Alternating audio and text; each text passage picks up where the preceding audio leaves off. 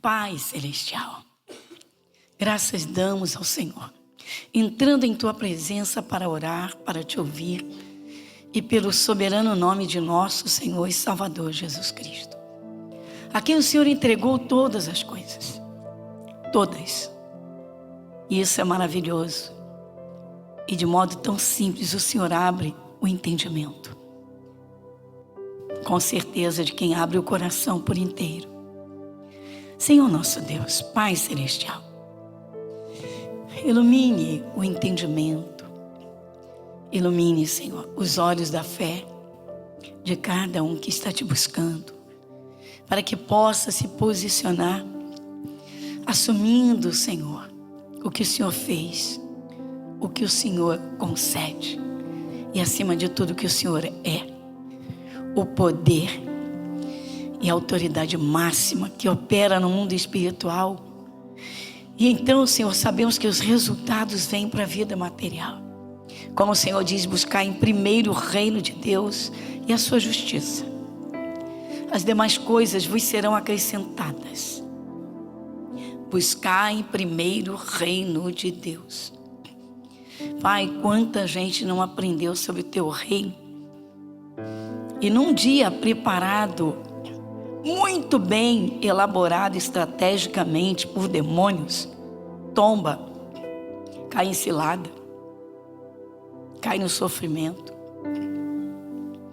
Santo Espírito de Deus, Pai, o Senhor está procurando quem se ponha diante de Ti, para que o Senhor possa operar, trabalhar em toda a família, para que o Senhor possa, então, agir e interagir em todos os lugares onde alguém, Senhor, onde alguém esteja diante de Ti.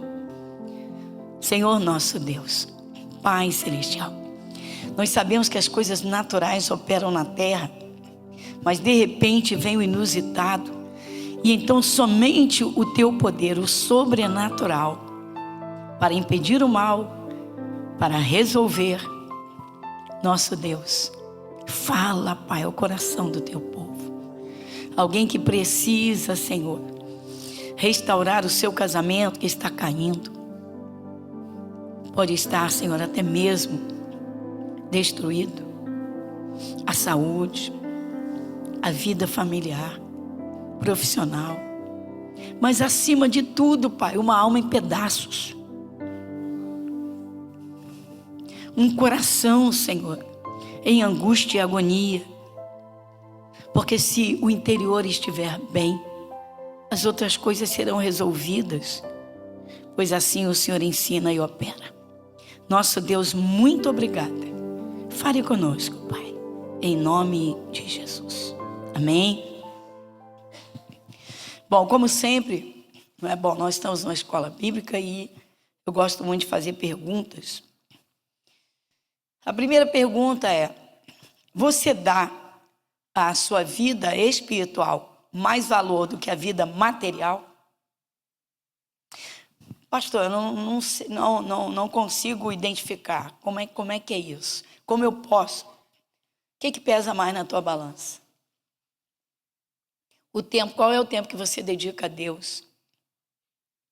O teu tempo diante do Espírito Santo?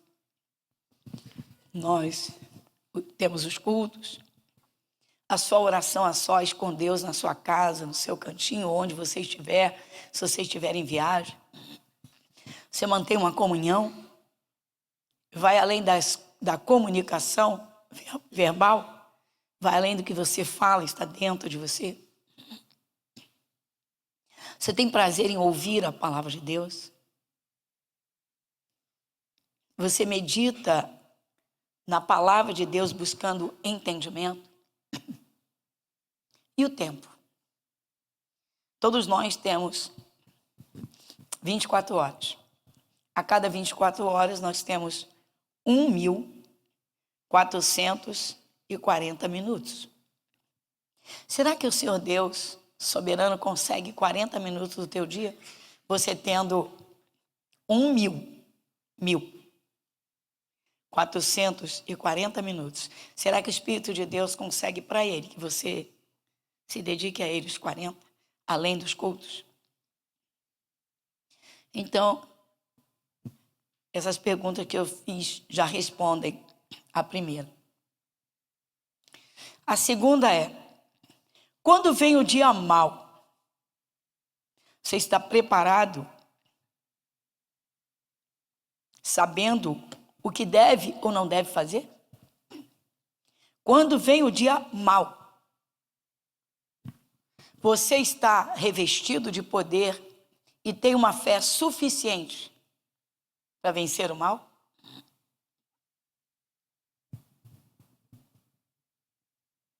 Porque os discípulos de Jesus, os 12, incluindo Judas, os 12 apóstolos, andaram ao lado de Jesus mais de 3 anos e 6 meses. 3 anos, 6 meses e alguns dias. Eles tiveram a escola do céu aqui na terra, porque é o céu que derrota o mal. É o poder de Deus. Eles estiveram ao lado do mestre da excelência da sabedoria, Jesus. Jesus estava ao lado deles fisicamente, encarnado, mas diz a palavra que Jesus era Deus, que se fez homem, mas ele era Deus. Então podemos dizer que Deus desceu à terra, na forma de verbo, palavra, tomou a forma de homem. E deu os ensinamentos, todos os ensinamentos necessários, e além dos necessários, abundantes, para que eles então ensinassem a todas as outras pessoas. Porque o evangelho iniciou com Jesus, foi para os discípulos e dos discípulos para o mundo. Nós somos os discípulos da atualidade. E o que nós estamos fazendo com tamanha riqueza que é Jesus? Que é o poder do Espírito Santo, que foi enviado no dia de Pentecostes. Que é um fogo que queima o mal. Você não vê demônios, mas estão por aí. E estão sempre perto do cristão, porque o apóstolo Pedro escreveu isso e disse: sejam sóbrios, sede sóbrios, vigiai, porque o diabo, vosso adversário, anda em derredor, anda à volta, procurando, buscando a quem possa tragar, engolir, derrotar, destruir, atacar. Sabe um perigo que os cristãos correm e pouco dão atenção? Jesus falou. O apóstolo Paulo também teve uma grande preocupação e disse, ele tinha um receio de que aquele povo, aquelas pessoas que ele ganhou para Jesus, que ele tirou das trevas para a luz do conhecimento, a luz do céu, a luz de Cristo, que eles fossem enganados pelo diabo e voltassem atrás. A vida aqui na terra é passageira. Você pode ter fé para viver os seus 120 anos, 120 e tantos. Tudo bem. Mas não há um ser humano que vive eternamente aqui na terra. Todo ser humano um dia vai partir para a eternidade. E vai como luz ou trevas. E o que fez aqui? Teve a oportunidade de receber ensinamentos de Jesus para andar com Deus, para derrotar demônios, para vencer o dia mau que acontece de vez em quando.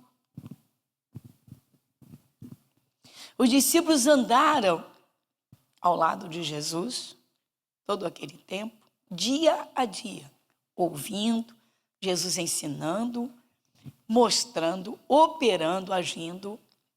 As aulas de Jesus não eram teóricas, não. Jesus ensinava a expulsar demônios e ele expulsava. Jesus ensinava a curar os doentes, ele curava. Jesus ensinava que não tinha medo de nada, e não teve.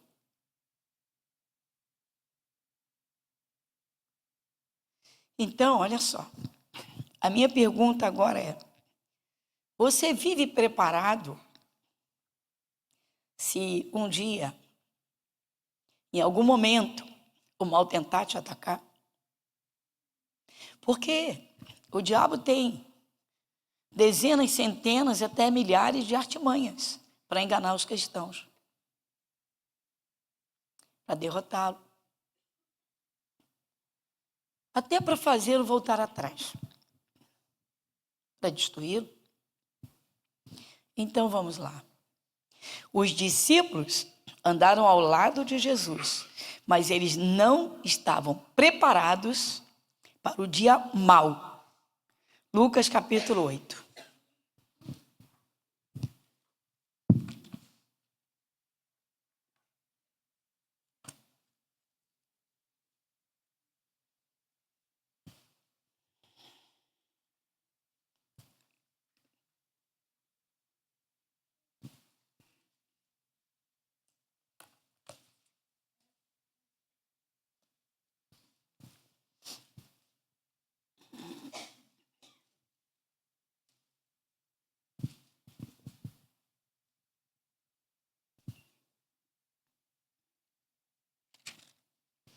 Versículo 22. Aí alguém pensa assim: ai meu Deus, já li essa passagem da tempestade no barco não sei quantas vezes. É aí que está, irmãos, a falha, porque aí está o segredo. A questão não é só ouvir, irmãos. É receber, entender e colocar em prática no momento necessário, no momento exato. Muita gente cansa de ler e cansa de ouvir, mas não tem. Vai comigo, versículo 22. E aconteceu num daqueles dias, entrou num barco com os seus discípulos e disse-lhes: passemos para outra banda do lago. E partiram. Dá uma paradinha. Esse lago aqui, irmãos, representa a navegação da vida, o nosso dia a dia. Você vai entender com toda clareza. O salmista Davi, o rei Davi, quando criança, quando menino, ele apacentava as ovelhinhas do seu pai. Então ele sabia muito bem o que era necessário para as ovelhas estarem bem, para que elas engordassem e produzissem a gordura, para que elas estivessem num descanso e não estivessem estressadas. Então elas precisavam de pasto, precisavam de água. O rei Davi sabia que águas agitadas assustavam as ovelhas. Então ele procurava um riacho que tivesse águas calmas para elas poderem beber, saciar a sede, sem ter medo, sem tivessem medo. Então foi daí que ele escreveu e disse para Deus: guias-me por águas tranquilas.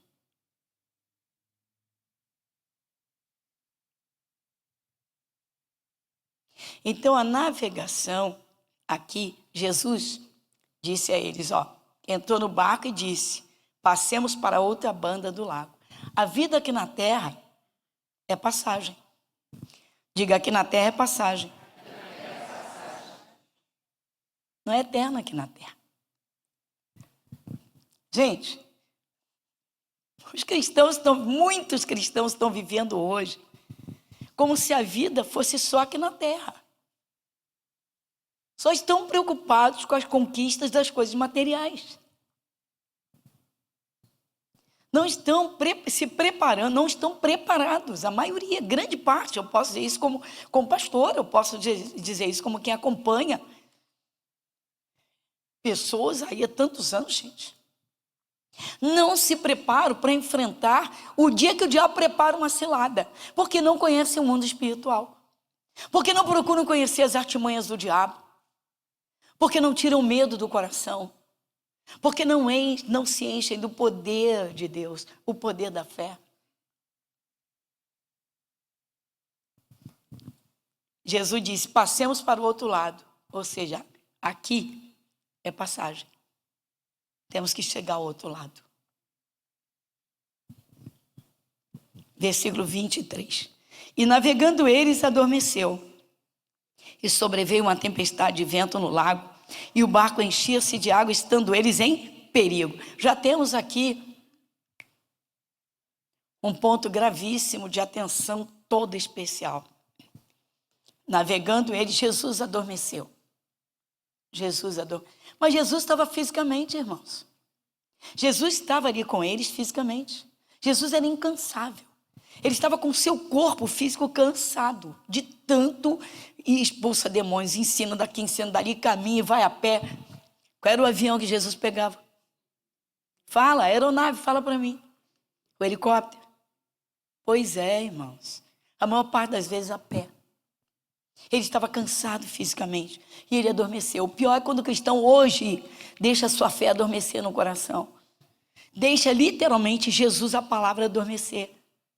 Fica aquela sonolência. Eu conheço a palavra, eu lembro. Como é que é mesmo?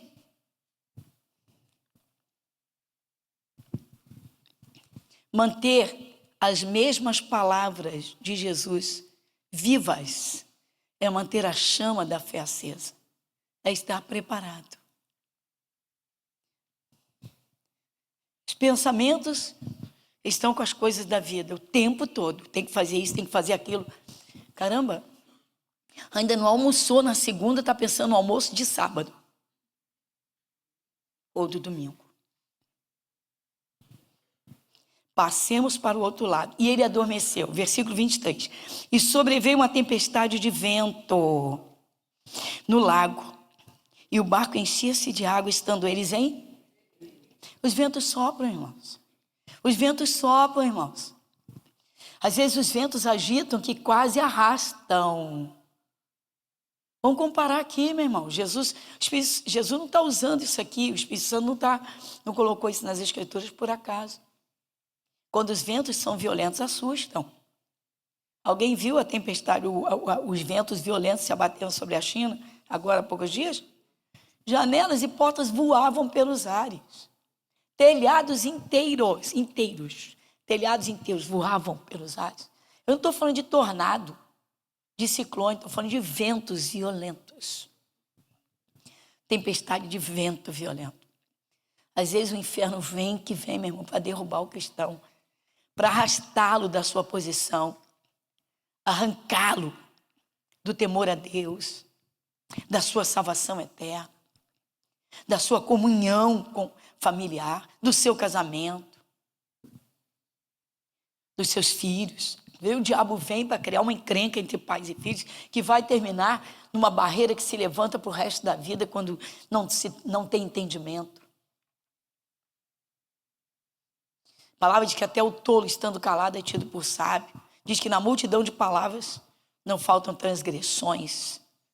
Diz que a resposta branda desvia o furor, mas não sabem. Não dão atenção. Tem gente que não dá atenção, irmãos, a entender, a estudar a palavra. Eu já sei, já conheço. Conhece. Mas se não meditar, se não atentar, se não trabalhar a palavra dentro, não tem. Não tem. Não tem. A tempestade vem. E o mais interessante é que o próprio Evangelho diz que eles estavam em perigo. Vamos lá. Diga, mas Jesus estava com eles. Então, meu irmão, é hora de despertar, igreja. O dia mau vem, irmãos. O dia mau vem, irmãos. Tem cristão que vive num parque de diversões, só quer viver no parque de diversões. Não quer viver na escola do Espírito Santo, na escola de Jesus. Só quer parque de diversões. São passeios, são viagens, são amigos. Tem gente que, caramba, toma chá de shopping todos os dias. Tem gente que vive, gosta de viver com a galera, mas não se recolhe num cantinho com Deus todos os dias. 1.440 minutos, 24 horas. Jesus não tem 40, todos os dias. Estou dizendo além dos cultos. O dia mau vem. O dia mau não se resolve com o que é material, não, irmãos. É o espiritual que resolve o material. E aí, versículo 24. E chegando-se a ele, o despertaram, dizendo: Mestre, mestre, estamos perecendo. E ele, levantando-se, repreendeu o vento e a fúria da água, e cessaram, e fez-se bonança. Está vendo, irmãos? Eles correram para acordar Jesus. O bom é quando você mantém a chama da sua fé acesa, com a palavra viva, trabalhando dentro de você.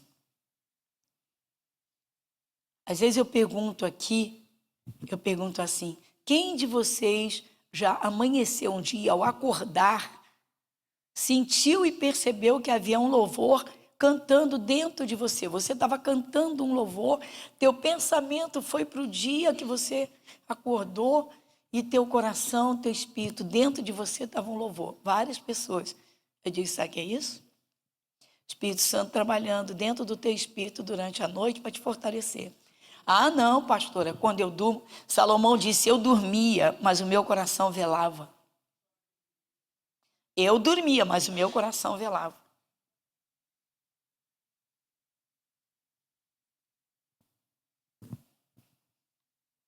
Pode dormir fisicamente tranquilo, se Jesus voltar. Se o teu espírito está com a chama acesa da fé, você não fica, não. Se você está dentro da palavra. Se você põe Jesus em primeiro lugar. Se o reino de Deus está em primeiro lugar e a sua justiça. Se você tem temor a Deus. Temei ao Senhor vós os seus santos, pois não tem falta alguma aqueles que o temem. Está pensando que Jesus quer o seu povo preocupado com as coisas da terra? Claro que não é para cruzar os braços, deitar numa rede e esquecer da vida. Lógico que não. Mas dentro do nosso espírito, o alimento do nosso espírito é a palavra viva. São os louvores.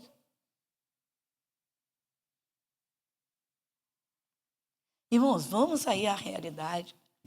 Poucos cristãos estão na escola do Espírito Santo. A gente tem que ficar 24 horas na presença de Deus em espírito. Você está cuidando da sua casa, você está com o seu raciocínio, o seu trabalho, que é minucioso, que é científico, teu espírito está ligado a Deus. Então Salomão disse, eu dormia, mas o meu coração velava. Quando foi que ele disse isso? Na melhor fase da sua vida. Ele não falou isso. Ele falou depois que ele acordou, na verdade. O que trabalha dentro de você? Tem que ver, irmãos, quais são os seus pensamentos. Somente as coisas da terra? O coração está em paz? A chama da fé está acesa? A sua salvação é o maior bem, é o tesouro que você tem? A Bíblia, Jesus foi abordado por um jovem rico, mas era muito rico. E ele era judeu, porque os judeus conheciam, literalmente o estereótipo é o mesmo. As vestes, a forma, o jeito. E ele perguntou para Jesus o que ele faria para herdar a vida eterna. Jesus falou. E ele disse, tudo isso eu faço. Jesus disse para ele, especificamente, vai, vende tudo que você tem. Dá aos pobres e volta para me seguir. Você vai ter um reino nos céus. Foi embora triste, chateado.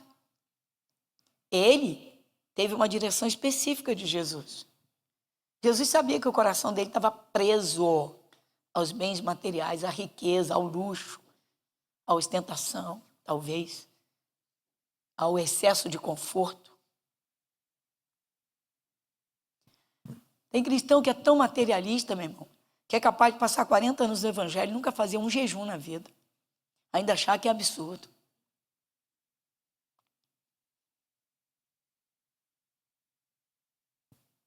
Orar todos os dias, para alguns, é fanatismo. Não tem comunhão nenhuma com o Espírito Santo, ou seja, a lâmpada está apagada. Jesus volta, corre o risco. Pastor, a história é dura. Duro vai ser o dia do juízo, irmãos. E pouca gente pensa nisso, ninguém quer saber disso. Todo mundo quer curtir a vida. O mundo está desmoronando, todo mundo quer curtir a vida. Incêndio para todos os lados, enchente para todos os lados. Fome em vários países, guerras em vários países em guerra. Mas quero curtir a vida.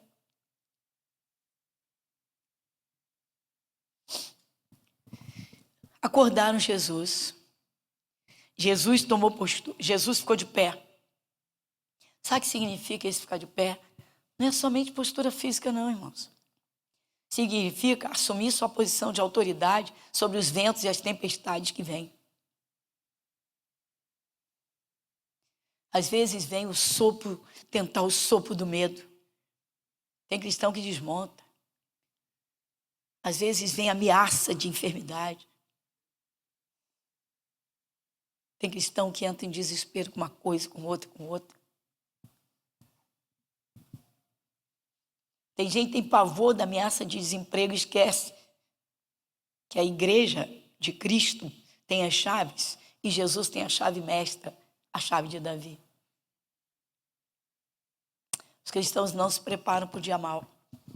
Então vamos aqui, os discípulos não se prepararam. Estavam ao lado, chamaram Jesus, mestre, mestre. Sabiam que ele era o mestre. Mas estavam apavorados. Então, não guardaram o que ele ensinou. Porque o mestre ensina e o aluno aprende.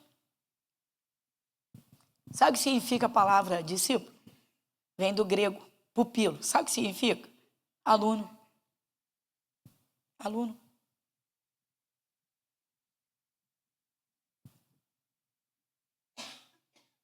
Quantas vezes a gente, num culto, invoca o poder do céu, o poder de Deus, usa a autoridade do nome de Jesus e doenças saem. Por exemplo, nossa última mini vigília, 5 pessoas ficaram curadas de caroços, ficaram livres.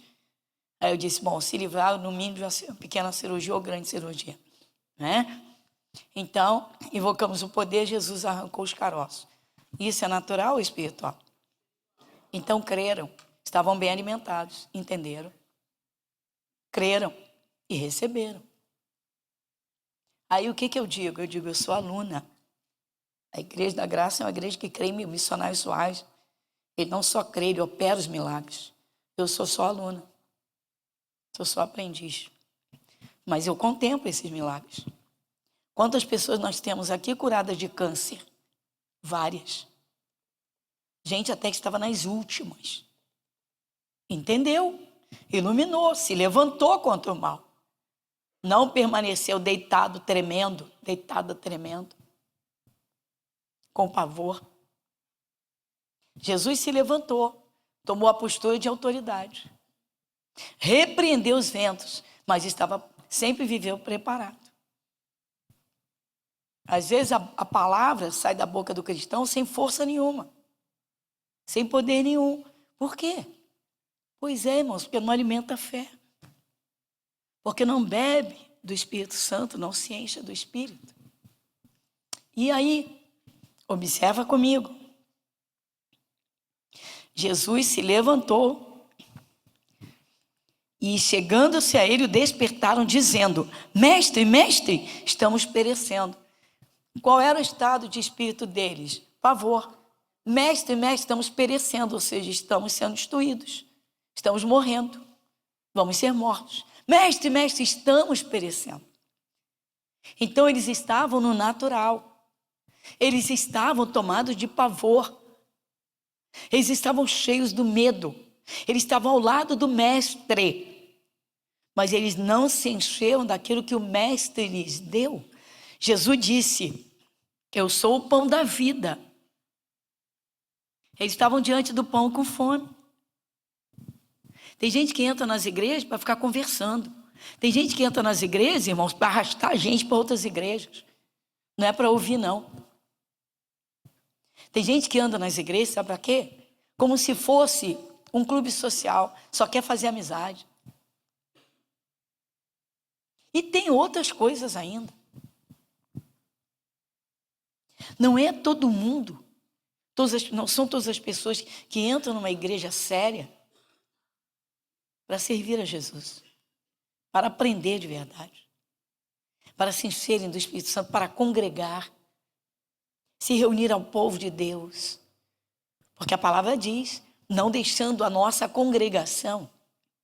Os desigrejados estão aí incitando todo mundo. Ninguém precisa de igreja para servir a Jesus. E o congregai-vos? Jesus entrava na sinagoga, não negou isso. O apóstolo Pedro fundou as igrejas, as primeiras igrejas da Ásia Menor, foi Paulo que fundou. Foi a Éfeso, que era uma cidade de idolatria ferrenha e de feitiçaria. Apanhou que só misericórdia, mas ganhou muitos para Jesus e fundou uma igreja lá.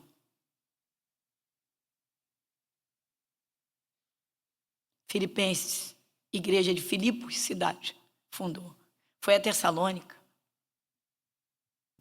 Outros. Os cristãos da Galácia, os Gálatas. Paulo ganhou para Jesus, ensinou sobre os mistérios de Jesus, o sacrifício de Jesus, o poder do Espírito Santo. Logo foi alguém atrás, depois que Paulo saiu, e que começou a inserir falsas doutrinas. Tipo assim, não, Jesus não cura hoje, não. Não, precisa de santidade, não, para com isso. O corpo vai para a terra, vai ser desfeito. Paulo ficou, foi para eles que Paulo disse, que Paulo sentia dores de parto de novo, para que eles nascessem em Cristo. Ou seja, vão ter que sofrer tudo de novo para eles nascerem de novo. Tem gente que não se conforma só com a Bíblia, não. Tem que ser a Bíblia e o comediante. Tem que ser a Bíblia e o filósofo, a filosofia eloquente. Tem que ser a Bíblia e o parque de diversões. Tem que ser a Bíblia. Tem gente que é assim mesmo. Só está em igreja se tiver convívio social. Vem cá. Depois do culto, vai ter alguma festinha? Vai ter. Vai ter um churrasco.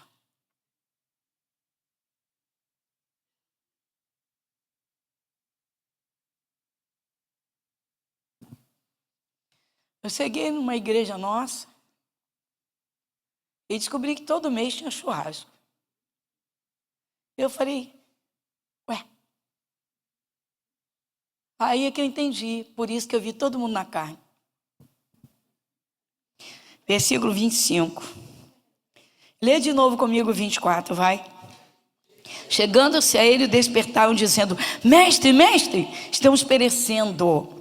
E ele, levantando-se, repreendeu o vento e a fúria da água, e cessaram. Diga, Satanás só respeita Jesus. Diga, os demônios só obedecem a Jesus. Diga, Satanás só obedece a Jesus. E você tem Jesus? A chama está viva? Não me responde. A chama está acesa?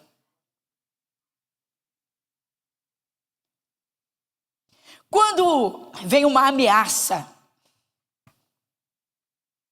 qual é a arma espiritual que você tem? Você tem armadura? Você tem um escudo? Ou você tem um medo? O Herodes, desde que soube que Jesus nasceu, quando a notícia chegou, os anjos do céu desceram, uma multidão de anjos. Uma multidão de anjos desceu nos ares, desceu do céu, e anunciou aos pastores de Belém, da cidade de Belém da Judéia, lá do Oriente Médio, que o Salvador havia nascido. Hoje vos nasceu o Salvador, que é Cristo. Olha só, aí a notícia espalhou e o Herodes entrou em pânico, porque ele era o rei da Judéia. Rei fisicamente, rei. E ele ficou em pânico, porque ele não entendeu, não sabia nada. Aí, o Herodes, irmãos, era como o diabo encarnado. Era o diabo encarnado. Aí o Herodes disse, não, outro rei, esse povo não vai ter não, o rei sou eu. Aí mandou matar todos os meninos de 0 a 2 anos, para não correr o risco do menino sobreviver e reinar sobre o povo. Você olha que desgraça, que sofrimento. Quantos pais, quantas mães agonizando. O Herodes mandou matar todos os meninos do seu reino. Era o próprio diabo. Aliás, o diabo odeia a criança, tá? Ele gosta de possuí-las. Se não consegue, ele quer matar. E tem pais que não se preparam para se levantar e repreender os ventos, a fúria da água. Então, atenção. Todos os meninos da Judéia foram mortos. Mas, pois é, José e Maria, eles ouviam a Deus. Aí Deus enviou um anjo e mandou que eles fossem para Nazaré. Deus escondeu Jesus, bonitinho. Diga, ele te esconde também do mal. Pois é, irmãos. Mas isso é um nível elevado, não é natural. Não é no churrasquinho toda semana. Tem cristão que não quer saber de jejum, não, meu. Ainda fica com raiva. De vez em quando eu escuto falar, não, que a pastora Gorete Moura, o ministério dela é pesado. Pesado. Pesado. Pesado é a carga que o diabo joga e aceitam. Todo cristão que vive no pecado está prisioneiro de Satanás. Jesus levantou-se, repreendeu o mal obedeceu. O Herodes ficou de olho e ouviu falar. Jesus, aos 30 anos, iniciou seu ministério físico, ou seja, Deus em pessoa como homem. E aí Jesus se batiza nas águas para dar início ao Novo Testamento. Batismo é instituto do Novo Testamento. Jesus disse, ide, ensinai todas as nações, batizando-as. Vamos ter batismo agora. Dia 29, último domingo desse mês. Tem cristão, meu irmão, que não está nem aí. Tem gente, meu irmão, está se enganando. Mas parece que gosta. E aí? Aí, o Herodes soube que Jesus estava curando, expulsando demônios, e que o povo já estava entendendo que ele era o Rei dos Reis. Ele ficou em desespero, de novo. Lucas capítulo 13, você já está em Lucas? Lucas capítulo 13.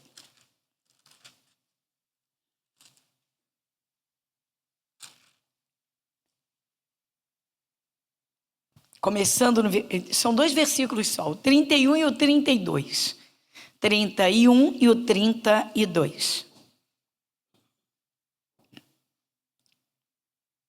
Quem lê comigo? Naquele mesmo dia, chegaram alguns fariseus dizendo, sai e retira-te daqui, porque Herodes quer matar-te. Versículo 32, vai comigo. E lhes respondeu, ide, dizei àquela raposa, eis que eu expulso demônios e efetuo curas, hoje e amanhã, e no terceiro dia, glória a Deus. Qual foi a resposta de Jesus? Eu vou cumprir o plano do Pai aqui na terra. Eu só vou quando chegar a hora. Irmão, Jesus só foi à cruz porque era o plano de Deus. Ninguém poderia tocar em Jesus se ele não permitisse. Vocês não lembram que quando os soldados foram prender a Jesus, e Jesus se identificou, todos caíram? Ele só foi preso porque ele cumpriu o plano de Deus. O que não é o seu caso, não é o meu caso, não é o nosso caso. Ele fez por nós. Então Jesus não tinha medo de nada. O dia mau está aqui, ó. Olha o dia mau. Olha bem. Naquele mesmo dia chegaram uns fariseus dizendo, sai e retira-te daqui, porque Herodes quer matar. Some porque você vai ser morto. Jesus tranquilamente respondeu, ide. Dizia aquela raposa, ainda chamou Herodes de raposa. Ainda chamou Herodes de raposa. Herodes representa o diabo e raposa é carnívoro. Quer gente para devorar. Quer devorar com câncer, com as doenças. Quer devorar com agonia, com desespero, com medo, com ansiedade, com pavor. O diabo quer carne. Ele quer o corpo. E de dizer aquela raposa, Eis que eu expulso demônios e efetuo curas. Hoje e amanhã. Esse hoje e amanhã e depois, olha só. E ao terceiro dia, Jesus está falando dos 3 anos do seu ministério. Foram 3 anos, 6 meses e alguns dias. Jesus está dizendo, eu vou cumprir o tempo do meu ministério para ir à cruz. Ou seja, ninguém pede o plano de Deus. Está vendo? A minha pergunta é, Jesus tinha medo? Nem sombra, nem vislumbre. A minha pergunta é, Jesus tremeu com a ameaça de Herodes? Herodes era o rei da Judéia, presta atenção nisso. Tinha um exército a seu serviço. Vai lá, diz para aquela raposa. Eu lembro quantas vezes no início do meu ministério, mulher, né? Entraram pessoas endemoniadas na igreja. Ela dizia, vou te matar. Chegava a dizer assim, vai parar ou não vai? Não ensina, não ensina. Teve um demônio que foi abusado. Disse, vou jogar teu filho lá do alto do prédio. Eu falei, caramba, esse é uma potestade do ar, que sabe muito bem onde eu moro. Eu morava realmente no último andar do prédio. Olha só. Medo de ameaça. Então não conhece Jesus. O medo está dentro. É, pastora, meu irmão. Não vou nem estender mais. Porque uma das coisas que mais estão dentro, uma das coisas que mais está, literalmente, dentro de cristãos é o medo. Por isso que o diabo encontra tanto espaço. Enquanto não sair o último fiasco de medo, e ele só vai sair se a fé crescer, o diabo vai continuar no domínio. Vai continuar com as ameaças. Vai continuar no encalço.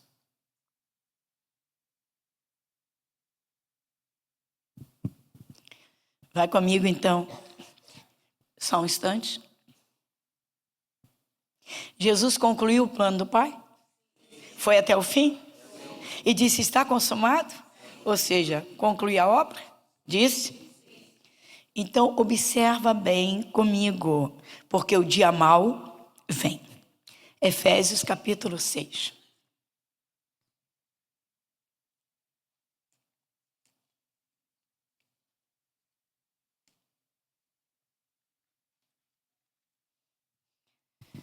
Versículo 13.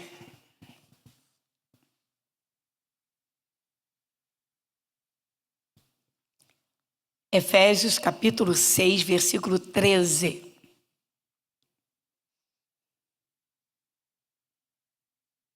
Quem lê comigo em voz alta?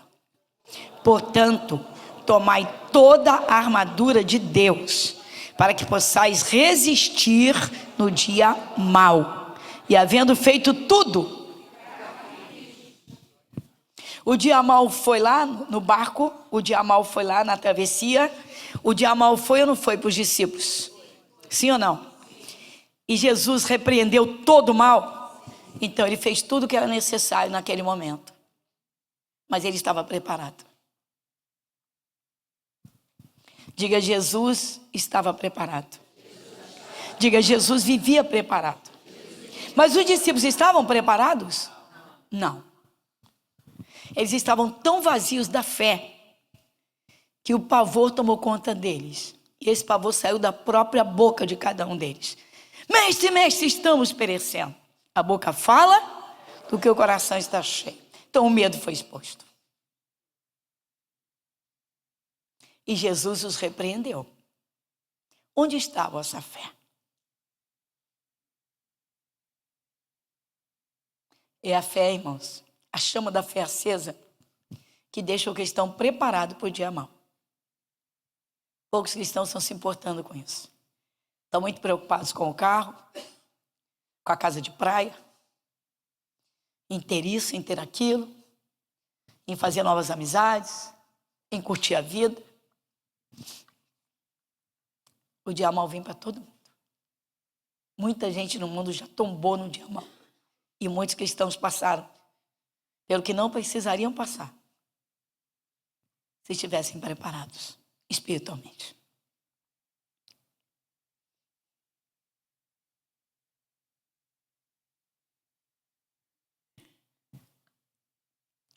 Pastor, como não ter medo do jeito que o mundo está perigoso, do jeito que as pessoas estão? Então você não habita no esconderijo do Altíssimo. Então você não tem armadura, coisa nenhuma. Então você não crê no mundo invisível. Então você nem crê que anjos existam, que Deus dá ordens a eles. Sabe por quê, irmãos? Esfriamento da fé. Porque não precisa ter medo. Irmãos, quem leva Jesus a sério, não precisa ter medo de nada. Se leva a sério. Se serve a Deus. Se tem temor a Deus. Que é isso, pastor? Isaías 41, 10.